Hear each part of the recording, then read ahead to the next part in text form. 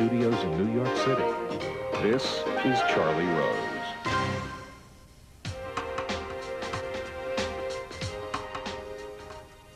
Join me now for a conversation about leadership, this case, the president, and especially after September 11th. We're talking in Washington with Jim Hoagland of the Washington Post, George Will of the Washington Post and ABC News, David Gergen of the Kennedy School at Harvard, Michael Kinsley, also from Seattle, Washington, the editor of Slate. Here in New York, Richard Reeves, Tom Oliphant of the Boston Globe, and Henry Graff, a presidential historian from Columbia University. I'm pleased to have this richness of talent to talk about leadership. Each of them, in different ways, have written about leadership and thought about leadership. I'll start in Washington. George, are you surprised? Tell me what you think of the president's leadership in foreign affairs first, in terms of his reaction to September 11th, and what qualities he has exhibited and where they come from. Well, strange as it may seem, he seems much more comfortable with the issues since September 11th than he did before. On September 10th, the big issues were things like who can sue whom for how much where. That was called the Patient's Bill of Rights. And what to do with a fiction called the lockbox, for an accounting fiction called the Social Security surplus, for a bookkeeping fiction called the Social Security Trust Fund. Now, there's a certain brutal clarity to what the president has to do now and an imposed focus. Also, he has now had to add to his presidency what has been central to most presidencies in the last 40 years or so, which is the rhetorical dimension. And in this, he's fortunate that he has a wonderful, long-standing relationship with a terrific speechwriter, Mike Gerson. So he seems to have found his tongue in something to talk about. Are you surprised?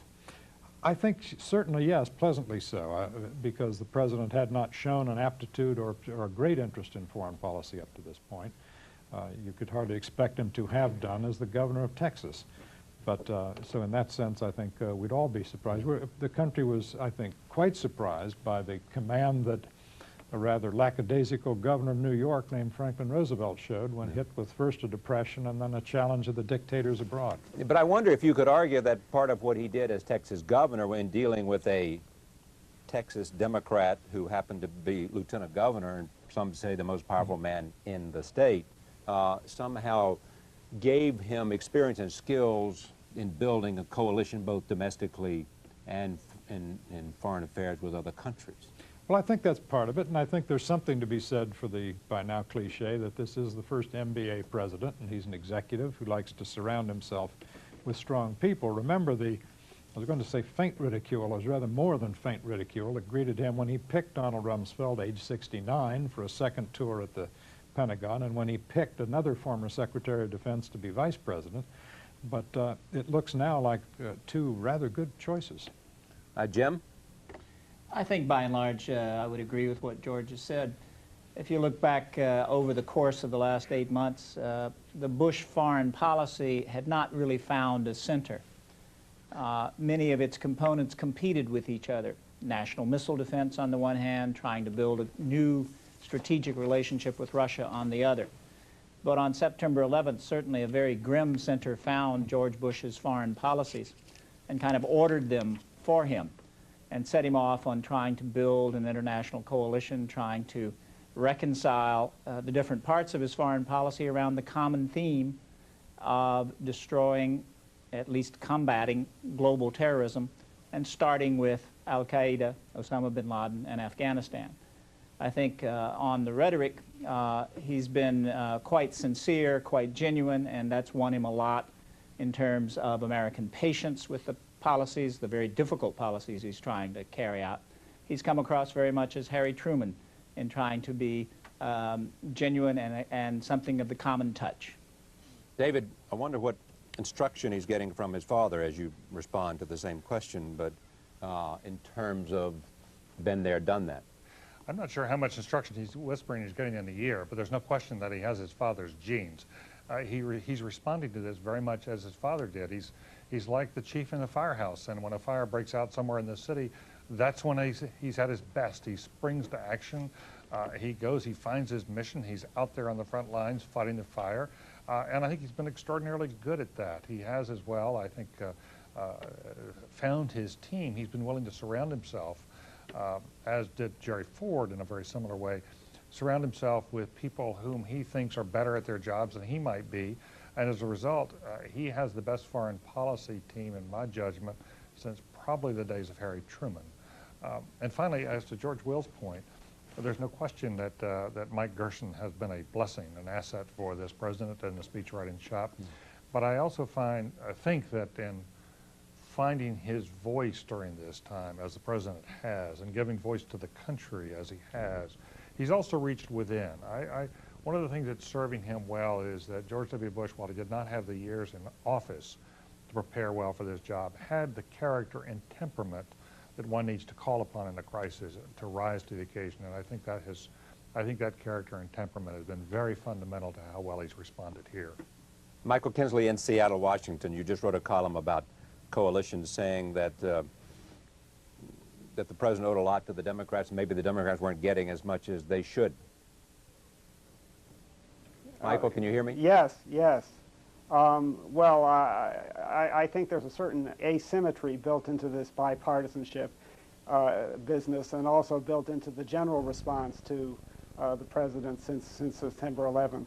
I would agree with what's been said before, that he has done an unexpectedly to many of us, a good job, but there is an asymmetry in that even critics like myself and others look for things to say that are positive and avoid things to say that are negative, because suddenly and dramatically our own lives and the lives of our fellow citizens depend on him in a way that was unexpected before.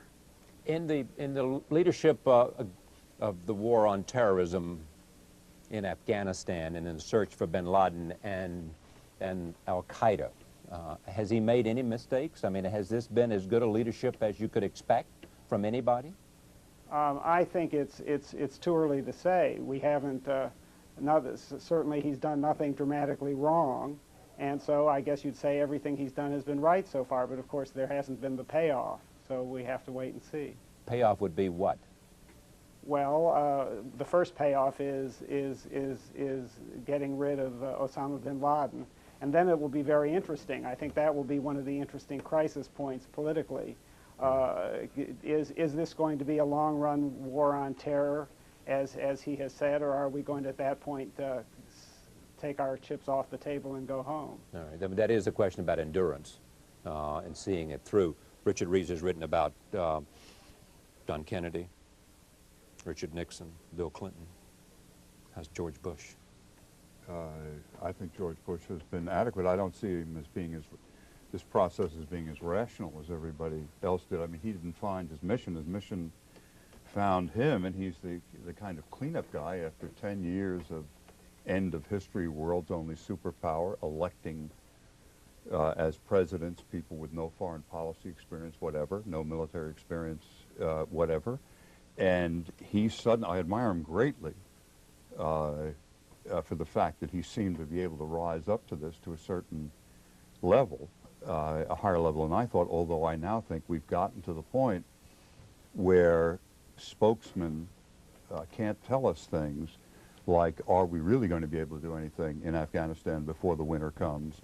What actually is the threat from anthrax? And I think that this moment is one of the hinges of his presidency, because I feel at least that there seems to be confusion around now, a bit of a babble of voices, even from people of great experience and talent. Okay. But are you talking about in terms of the international effort as well, or primarily the domestic effort?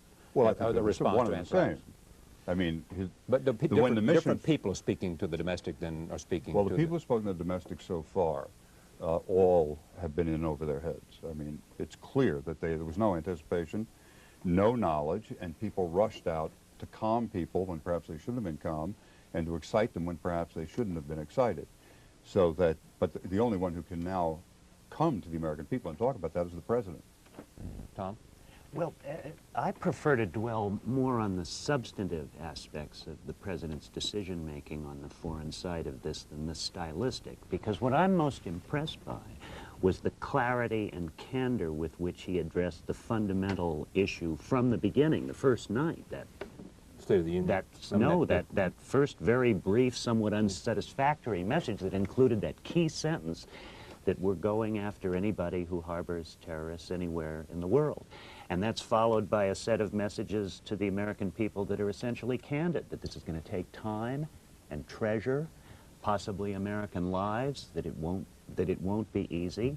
And those decisions, I think, have produced the level of support that he enjoys that I think can extend all the way into the spring, regardless of the bumps along the way. I think it was it was the decisiveness, I think, that most characterizes the response to this.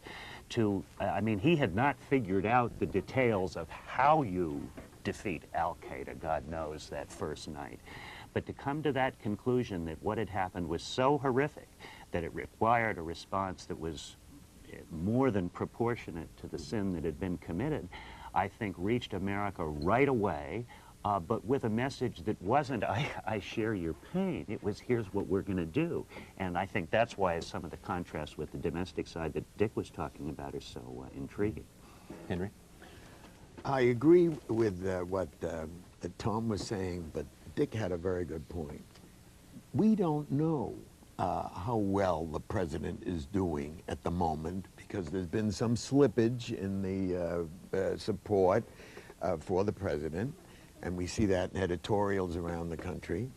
Okay, go ahead. Is it principally, I just want to make sure we understand this distinction, is the slippage having to do with the conduct of the war overseas, or does it matter? Because it's one president and one president, he's judged on both at the same time. Both at the same time. I think that the people who have come before the camera representing the administration, unprepared and unknowing and understandably tortured by what they're facing and wondering why they're in those jobs, they've created the impression, it seemed to me, of school's hard, Ma, but I'm trying. And I think that we're going to have to see this president have a big capture of an important figure, even if it's not bin Laden, in Afghanistan. He's going to have some evidence that the Taliban is cracking up. He's going to have some evidence that these special forces are doing a job that historically they've not been able to do. And the year is going to get longer, and the weather is going to get colder. And those flags are going to get faded, and they're going to get a little tattered in the wind. And we will see how much patience the American people have. He is in a terrible position. Up to now, rhetorically, he has been splendid, but it's only the beginning of the testing of him as president. George? Well, I think that's right. It's been said by William Russell Mead, I guess, in his latest book. He points out that limited wars have destroyed two presidencies, that of Truman and that of Lyndon Johnson, and have helped destroy a third, that of Richard Nixon. So the American people have, on the one hand, some experience with limited wars, but on the other hand, have shown a certain impatience with them. And this shows every sign of being extremely limited, because you're not going to have battles that can clearly be reported, and even battle outcomes that can be clearly Does it make a difference, though, and that the president has more on his side because of the tragedy of September 11th here on our own soil? Absolutely. I mean, when the vice president said this week that this will be a different war, in part because we may, in fact, almost certainly will have more casualties at home than overseas, that I think struck home, and that is the wild card here. But again, remember, the American people have shown a tremendous capacity to stay the course in very bloody conflicts. I mean, the American Civil War was, I guess, to that point, the bloodiest civil war in world history, and the American people fought and sustained a very bloody kind of tactic in the Second World War.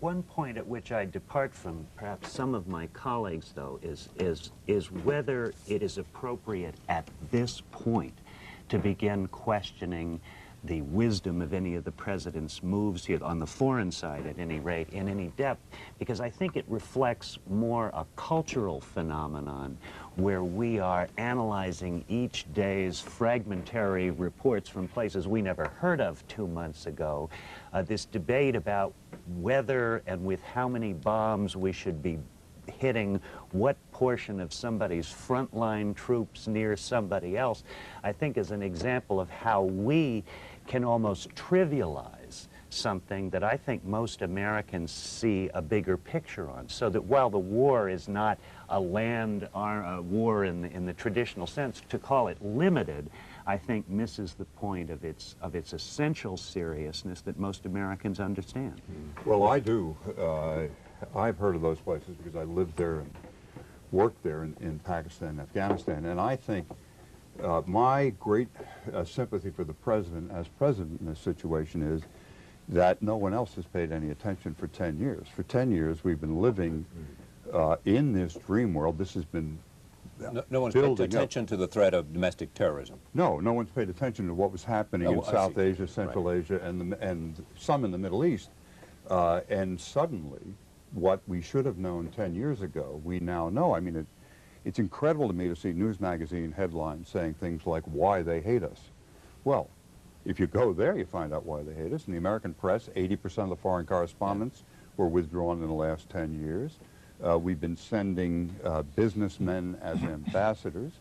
We have no on-the-ground presence from the CIA anymore. Through this whole thing, I've been haunted by, I lived next door to Bill Colby for a while when he was head of the CIA, just after he was head of the CIA, and stood waiting on a bus on a corner in Georgetown with him telling me why we didn't need people anymore, that the satellites, et cetera, could do that. Well, the satellites couldn't tell us what was happening in Peshawar or Kabul or with Massoud, and I think all of us are, it's like a re-education camp. And that this president was not well suited for this crisis, and you have to hope and pray for the guy because he's obviously trying to get up to speed on where. But I think that, I mean, the fact that we didn't know the names of these places is our fault and the American people's fault. Not, we shouldn't have. When the Cold War was over, we went home. Let me go back to Jim Hoagland and David Gergen in Washington. But the point should be made, I think, is that, you know, the previous president, Clinton, was having his own problems with Osama bin Laden and Al-Qaeda, and they were making efforts to get him before this president. So there was an awareness. I think it was a very low level awareness, and it was not transmitted to the American people either by their leaders or by the press. I accept Jim Hoagland, who's about to speak, who has been and who knows. Jim? Well, on the contrary, there was a deliberate effort to keep these things off of the front page, I think particularly of the expulsion of the inspectors from Iraq for weapons of mass destruction. Certainly Afghanistan, the Clinton administration either stood by, if you listen to one account, or actively encouraged the circumstances that created the Taliban. We have been negligent. The president has done a good job. I think we all agree on that. I think there is a problem, Charlie, that your question about domestic versus foreign helps identify. We have one president. He's likely to deal with both sets of problems in something the same way. And what we saw this week was the president's leadership beginning to recede a little bit. You had conflicting voices out on the domestic side. You had Tom Ridge actually call everybody together and say, listen, we're going to have one message, and I'm the one who's going to determine what it is each day. Actually, that's a job the president should have done. It's a sign that he's got a very strong cabinet full of people who tend to charge off in their own directions, and we see a little bit of that on the foreign side as well, where you've got a very blunt military strategy that doesn't seem to have a lot of relationship to the political/diplomatic strategy that the State Department is in some ways, the military strategy is easier than at the time being, as they began to try to figure out what to do in the next wave, and the next wave is easier to accomplish than the political strategy of A, building the coalition, or B, figuring out what to do in terms of political structure in Afghanistan. That's right. You've got so many moving parts which are antagonistic to each other. Yeah. But I think you could do more in terms of letting, as one official said this week, letting the mission determine the coalition rather than letting the coalition determine the mission. I think that's a focus that the State Department really has to come to now and tie it more tightly to a military strategy that works. David Gergen, you wrote a column basically, and use you to sort of outline the the distinction between handling the domestic issue, where they seem to be speaking, I now talk obviously about anthrax and the death of postal workers and an employee in Florida of American Media, clearly speaking with not clear and with diverse voices and people who haven't dealt with this kind of issue before. At least in the foreign arena, you had a Secretary of State, former Chairman of the Joint Chiefs, and you had a Vice President, former Secretary of Defense, and people with them who've dealt with these kinds of issues before, whereas with governors who become members of the cabinet, they haven't had the kind of experience dealing with a problem they have never seen before. That's exactly right, Charlie. One of the reasons that, let's go back to the leadership question, one of the reasons that Mayor Giuliani was so effective in New York was that his group, his people had practiced and practiced and practiced for possible disasters. Not this one, of course, but for disasters. And instead of going into meetings, they went into execution, and he was able to give voice to the people of New York. Similar with Governor Pataki, you know, I think this was the 17th disaster petition he had sent to the President of the United States. He was accustomed to doing that and was ready for crisis. And that's the same thing you see now on the foreign policy side in Washington. We have a Defense Department, State Department. These folks are experienced. They've been around the block. They know how to deal with this. There are parallels here in what they're dealing with what they've dealt with in the past. So that Don Rumsfeld in his briefings, his daily briefings, has been a model for the rest of the government, and how to speak with an authoritative, reliable voice and provide hard facts and figures to the country. And by contrast, Tom Ridge has inherited a chaotic situation. What does he have? He has 123, 126 boxes on his organizational chart, none of which report to him, over none of which does he have budgetary authority, hiring and firing authority. So you start with a situation that it's difficult for Tom Ridge, as good as he is, to bring order out of that. You secondly have a public health community which has been underfunded and underprepared for things like this now for a long time. They're scrambling.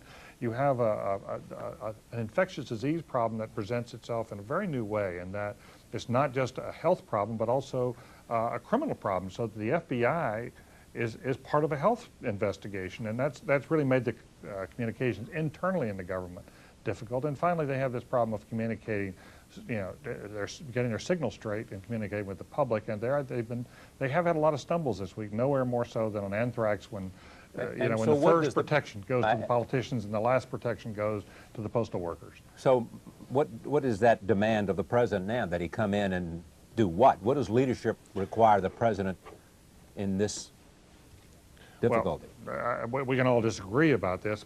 My preference would be for the president to make it clear to the other agencies that he intends to eventually give Tom Ridge the statutory authority that Ridge needs. He needs to bring the people in and make it clear that he expects them to listen to Ridge, whatever their preferences may be, that Ridge has to be able to call the shots.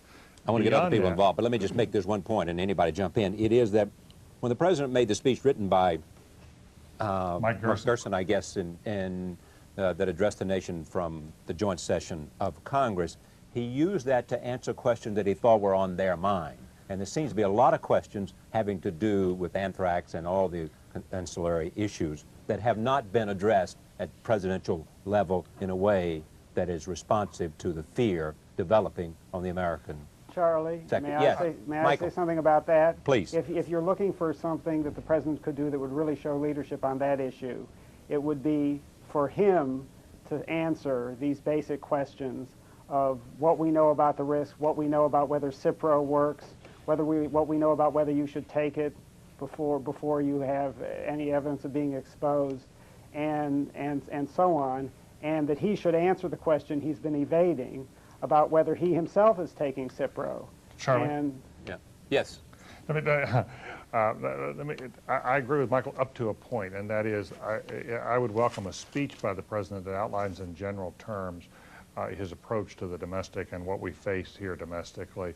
But I really do believe that on the day-to-day it should not be the president, that in fact Tom Ridge ought to look to the Rumsfeld model. Don Rumsfeld comes out every day and he has next to him the head of the Joint Chiefs who can answer the technical questions on the military side. Tom Ridge needs to come out every day for one briefing that covers the entire government on the domestic side, and have next to him a distinguished scientist like Tony Fauci to answer the health questions, because these politicians are not equipped to talk about biology. They shouldn't have to be instant whizzes on those questions. We need somebody who during the AIDS crisis of the 1980s, We had Dr. C. Everett Koop, who became the spokesman for the Reagan administration, who was very effective in talking to the country on a day-to-day basis. We need that kind of individual next to Tom Ridge every day. That may be true, but I think David is too well informed and the American people are too underinformed, and they will only take the news. Obviously, the president shouldn't speak every day, but the time has come not only on what the anthrax story is, but also if we cannot do in Afghanistan and with bin Laden what we said we could do, both president, press, and public, if that's not going to happen, then George Bush has got to get up there. Ridge can be on one side and Rumsfeld on the other, but the American people have to hear it from the president. And they need to hear it at this moment, I And think. they need the chairman of the Joint Chiefs with them. It seems to me that if you compare Giuliani with the president, Giuliani did not rely on rhetoric, and no one was writing his speeches.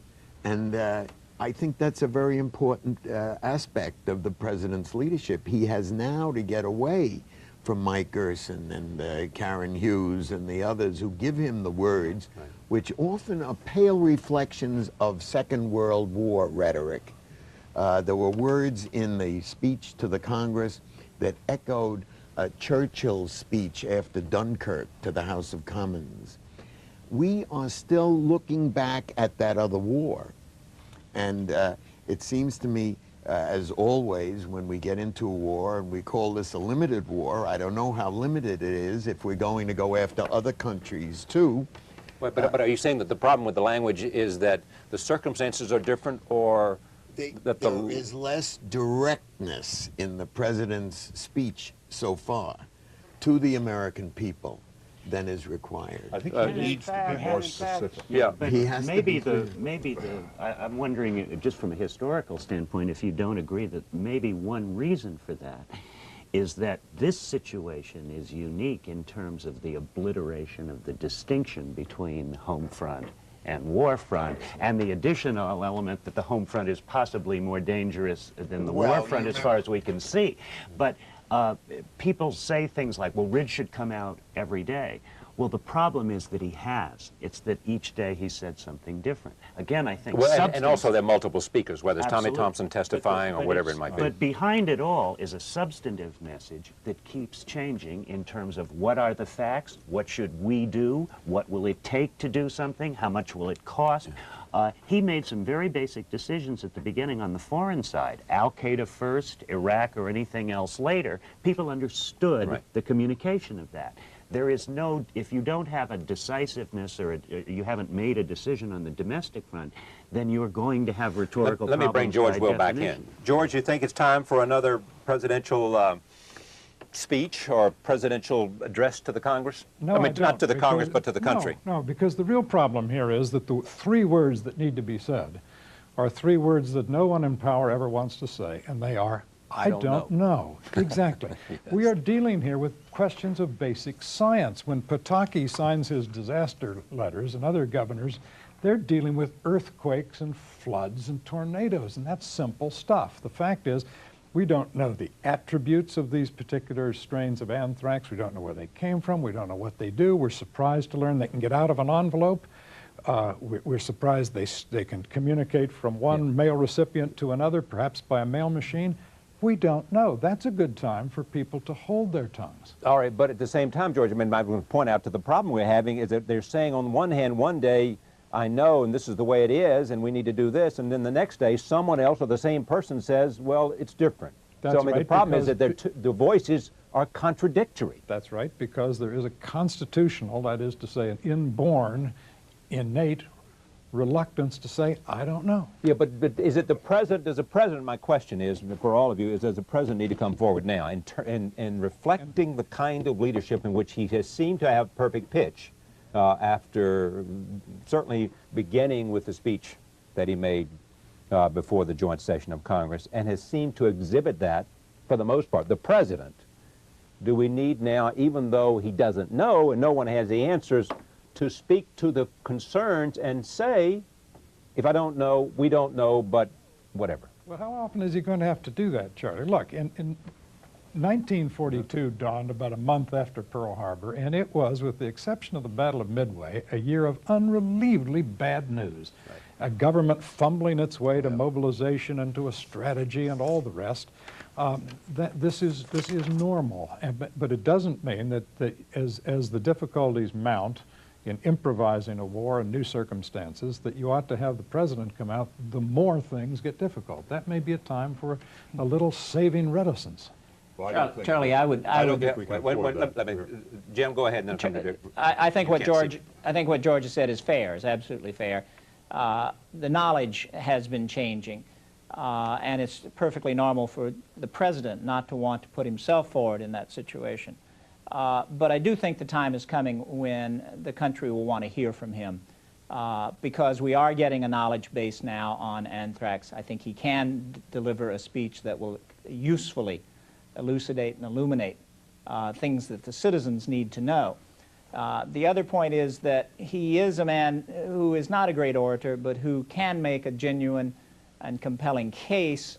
He needs to come back and do it from time to time. He cannot give one speech, perhaps as Roosevelt could, and then go away for a while. He needs to come back on a fairly regular basis. I am interested in the fact that the vice president's name has not come up in this discussion. It seems to me that he has become the war minister. We don't know what his role is, but we suspect that he has taken on that role. I'm reminded as an historian that in ancient Rome there were two consuls, and they were both elected for 1 year, and one dealt with administrative matters and the other one dealt with war matters. And I have a very, very strong feeling that we may be in this position at the moment, and the public is generally unaware of this. Charlie? My guess, I'd love to hear some. Go ahead. I think it would be a mistake. I think they're doing the right thing, whatever Cheney's role is inside. Cheney is not a second president. He's a vice president. It would have been like having Dan Quayle come out under his father and make the statements. But no, I'm when not I saying talk that about he should make the speech, but I think we should know why the president is behaving or performing in this particular way. The president is the president. We have only one. He has to bring these things together. And I find, perhaps I'm alone in this, when I read here and talk to people saying, oh my God, you know, the Taliban's pretty tough. We may not be able to do this. These are people who were a week earlier. We're setting, well, now we're going to have a new government. You know, you talk about the fact that Rumsfeld yesterday, I basically said, we may not even get bin Laden A, and the Taliban, he and his chief of staff, instead of the chairman of the Joint Chiefs, have said the Taliban is much tougher than we imagined. Right. You know, but a week earlier, we were putting putting together a government in Afghanistan as if there were really an opposition. The other thing, the public has been totally misled, I think, on the effectiveness of the Northern Alliance. And misled also by whom? By the United States government at a level below the president. And the media. Well, yeah, I would think more the media. I agree. I don't think the government's been out talking about how great the Northern Alliance is, because they were holding back from supporting them in part. When they found out who they were and what they were and how many they were. Well, or worrying about what would happen if, in fact, Kabul collapsed. Yeah, but Kabul isn't collapsed. Yeah. All right, Michael Kinsley, I haven't heard from you. One of George Bush's unexpected strengths, at least unexpected to me, is not merely an affability, an ability to get along with people, but a sort of a deep-rooted egalitarianism, which I was surprised to find in a Republican, if you'll forgive me, and a sense of, I mean, the things he said about Muslims have been terrific, and I think he will be very good at this job of keeping the country united. If he speaks, I don't know, David Gergen is the expert on this, once a week, once a month, it doesn't really matter, but occasionally in circumstances where he can talk in the vernacular, where the real him comes out, because the real him is sort of charming. Okay. Thank you, Michael Kinsley in Seattle, Washington, Jim Hoagland in Washington, David Gergen in Washington, and George Will in Washington. Thank you all very much. We'll have the last words here in New York. Henry. I think the president has to make very clear that the domestic issues that we've been talking about and the issues in Afghanistan are one, that this is part of the same undertaking. They have not been joined in the public mind. I'm interested as an historian in the fact that, unlike the situation in the Second World War, the United States was referred to as the ZI, the zone of the interior, and out there were theaters of war. There was China, Burma, India, there was the European theater. There's no theater this time. We're all in the theater, and the president has to make that clear. And I don't think, with the daily concern about the number of spores and the sad stories of people taken ill, that this has been addressed properly. And that is a task for the administration. And I think, Charlie, that one can point to at least one area of the domestic aspect of all of this where you can see what a president can do. And that is President Bush's absolutely astonishing success in combating the natural urge among some Americans to strike out at their Islamic friends. He has been early, often, loud, tough on this, and with a noticeable impact on the national mood. And I think if you transfer that potential to other aspects of the domestic side of this, you see what a difference a decisive president can make. We've been grievously wounded, I think, as a people, and we want to follow our president. And it is our president. It's not, I don't think, Cheney or Rumsfeld or anyone else. And he wanted to be president, and now he is. It's a great country. It's hard to fail as president of the United States, and we want to go. We've been hurt. We're bleeding. We're humiliated, and we want to follow him. Not Tom Ridge, not even Colin Powell. Anyone.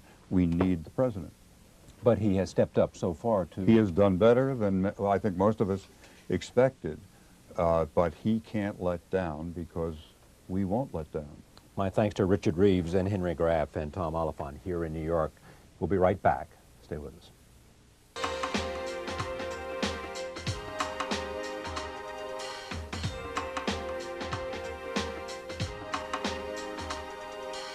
Joining me now is Ehud Barak, former Prime Minister of Israel. He knows something about leadership. He was a leader in the military. He was the Prime Minister and the leader of Israel. He lost a re-election bid to General Sharon, who is now the Prime Minister. I'm pleased to have him. He just came in here having returned from Ground Zero, and I want to get his reaction to that. As we talk about what many people are talking about today, what pressure there is on Israel from the United States, and how the relationship is going, as well as some sense of how close the situation is in Israel in the relationship with the Palestinian Authority to be collapsing, period. So first, Ground Zero. It's a devastating experience. We came there, it's still smoldering over there. The moment we came, they found the bodies of a few firefighters, and it was a chilling moment, you know, to see all the people looking so deeply emotionally involved, a moment of silence.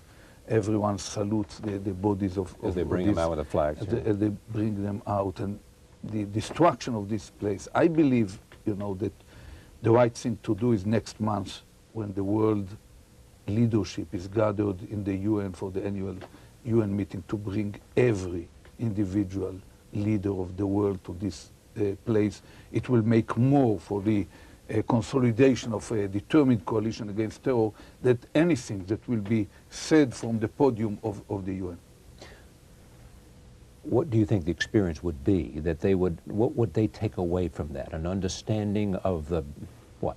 I believe an understanding that after what we have experienced, nothing in the struggle against terror is inconceivable or unthinkable, and that terror is really aimed at distracting the very kind of foundations of international community, and especially the Western way of life, and that there is no way, nothing short of unconditional surrender of world terror to humanity will suffice, since as long as we have even a single terror group with a global reach still acting there, no world order will be will be able to establish, no rule for American leadership, and we will not have the normalcy, the stability and predictability, which are the absolute preconditions for sustained economic growth. How do you win the war against terrorism?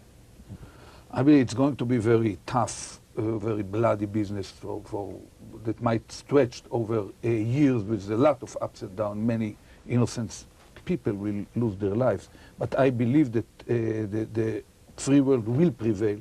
We experienced, I spent maybe 15 years personally fighting against terror, then leading it from higher levels. From a political job. Yeah, it takes on the ground all the kind of energy, focused, ruthlessly focused energy to be able to think out of the box, to admit no limits on what could be done, and to go to meet these people with the best technologies on one hand, but with the best kind of brave souls of your own youngster together with the Okay, Brits. but tell me what you mean by thinking outside the box, no limits, doing everything that can be done. Apply that from the perspective of this conflict. I think that I can just serve maybe the Al-Qaeda if I go into detail, but let me just tell you, I believe that when the whole world is focusing its means of intelligence gathering, and then the operational capabilities of highly accurate munition, together with the ability or the operational skills of the leading special forces units of the world, Osama bin Laden organization could be hit, and ultimately at certain point, due to some mistake or a deliberate operation, even his lieutenant and himself, and we should be realistic. Even if he would be eliminated, it won't end the struggle against war. But no one says that, and they all assume that he will not eliminate terrorism of course if we'll bin Laden is captured or killed. Yeah, we have to assume that Sudan and Somalia will follow as targets, or Syria and Lebanon, but I believe that most of these players could be cornered to a moment where they will comply with the will of the free world if the example that will be set by what happens to the Taliban and bin Laden and Al-Qaeda will be set within short time frame in a decisive and convincing way. Take this, though. I mean, with all the retaliation against terrorism that has been made in Israel, terrorist attacks, against those people who commit them, the leadership who sends young men on suicide missions, have you really made any progress in that battle? First of all, we saved a lot of lives, you know. I led an operation against disguised as a woman into Beirut to hit terrorists who were involved in a massacre of our athletes in Munich. It's not just a revenge, it took from them the opportunity to repeat it. But you cannot compare it from the Israeli arena into the whole world. Right. For Israel, there was always this ocean of radical Islam around us, covering 1/4 of the world. Israel alone cannot overcome world terror as a phenomenon. But once the whole world realizes that there is no way to continue our own way of life if we cannot prevail, I am confident that the combined effort of the whole world, every such terror group, they are living somewhere. They are not underneath the sea ocean like Captain Nemo with the Nautilus. They are in certain territory that are controlled by certain regimes. If the example will be set clearly, I already expressed my belief that with countries like Sudan or even Syria, it will be okay. Maybe we can save the use of force. Unfortunately, with Iraq, I don't believe that we can save it. At a certain point, there will be no way but to apply the use of force vis-à-vis Saddam Hussein. I hope that we won't have to do it with Iran as well. Okay. I'm not talking about Israel, of course. No, but no, I about know, I the understand. whole world. You're talking about Yeah. this effort to fight terrorism Yeah. has to first be, if I hear you correctly, first you've got to make sure you topple the Taliban Yeah. and you get bin Laden and associates Yeah, in at Afghanistan. least destroy to Al-Qaeda infrastructure, yeah. At least destroying them. And to do it clearly. You know, I already aware of the kind of dispute that emerges here. Whether you should hold your horses Yeah. of the military operations in order to make sure that it comes political in time. structures prepared. There's no room for grand plans in regard to this combination. You cannot plan it 10 phases ahead. A decisive military operation to win this battle is a precondition for any kind of possible stable political arrangement. If you wait too long, something might happen. You cannot control everything, not even at their counter blows. If you don't push tough enough, first of all, to defeat Taliban and to defeat Al-Qaeda infrastructure, you might find yourself unable to fulfill your ideal form of political balance afterwards. However, the political balance is complicated. It is complicated in tribal kind of environment like Afghanistan. It is less complicated and less dangerous in terms of death toll than to the effort to defeat. To miss the opportunity now Yeah. to go full force into Afghanistan. Not what into Afghanistan, to the defeating, not Well, they're in to Afghan- deploy ground forces, but to do even much larger special forces operation and to apply much heavier pressure on the Taliban. Okay, you're a former military man and the most honored and military man in Israel's history. Having said that, what should the United States and its partners be doing? It's primarily the United States. The British are preparing in some way to help, and their commando units are prepared to help. What should be done that's not being done today? Oh, I believe that many kind of preparations are under planning, and even if I can guess what they are, I don't think that I should share these kind of guesses with the public. There are many things that could be done by the combination of effective, detailed intelligence gathering and operations of the highly advanced munitions on Earth and the best fighting units on Earth, your Delta Forces, your Rangers, and the British SAS and Royal Marines. They are really the best units on Earth. They are much better than the toughest Afghan fighters. They are devoted. It's not going to be a picnic. You cannot do it without being ready to expose people to much higher risk that you have witnessed until now. But bearing in mind what happened here in Manhattan, in the World Trade Center, or the part of the Pentagon, or over Pennsylvania, you realize that the readiness is there, the fighting spirit is clearly there in the American people, and the whole world is emotionally, at least the whole free world, is emotionally with you. There should be a leadership. I believe that there is a remarkable leadership shown by President Bush and by Prime Minister Blair. I don't think, like what we have just heard, my panel on leadership. That the president has to talk much. The problem is not talking. People can read in a very immediate way what he's doing, as he clearly projects the sense of basic instincts and a remarkable leadership.